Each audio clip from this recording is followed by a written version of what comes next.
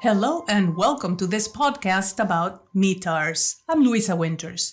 In my last podcast, we saw one of the METARs from the figures of the book that you would get when you take the test. Let's continue with the second one. METAR stands for Meteorological Terminal Aviation Routine Weather Report or Meteorological Aerodrome Report. So it has to do with the weather.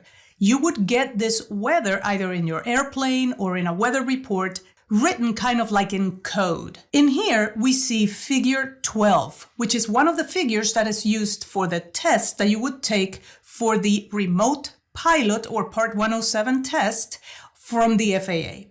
So this is what the METAR says. The first word is the word METAR. It's telling us that this is a METAR. Then it's telling us where the METAR was originated. In this case, KBOI is Boise Airport. Then it's saying that it was originated the 12th day of the month at 6:54 p.m. UTC or International Time or Zulu time. That's the Z that you see here. So it was done on the 12th day of the month. That's what the number 12 does. And then at 18:54, it's military time. So that's 6:54 p.m. Zulu time. So this is military time, so 1854 is 6:54, and this is UTC time or Zulu time. Then on the second line, we see the wind direction. The wind direction is 130 degrees, so the wind is coming from 130 degrees. So if 180 is exactly south, 130 is less. So the wind is coming from the southeast, and it's going at a speed of 4 knots. The visibility is 30 statute miles. Whenever we're talking about miles in a METAR, in anything weather really for the FAA, it's going to be presented to us in statute miles.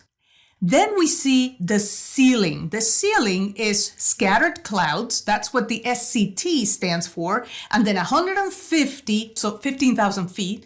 Then you're going to see the temperature, 17 degrees Celsius / the dew point, which is 6 degrees Celsius. Finally, we see the altimeter, and the altimeter is presented to us in inches of mercury. So in this case, it's 30.15 inches of mercury. So we see that this METAR was originated in Boise Airport on the 12th day of the month. Then the time in military time, so the 24-hour clock, in Zulu time, also known as UTC, then the wind direction and the wind speed, then the visibility, then the ceiling, so scattered clouds at 15,000 feet, then temperature / dew point, and then finally we have the altimeter measured in inches of mercury, in this case 30.15. And this takes us to the end of this very short podcast.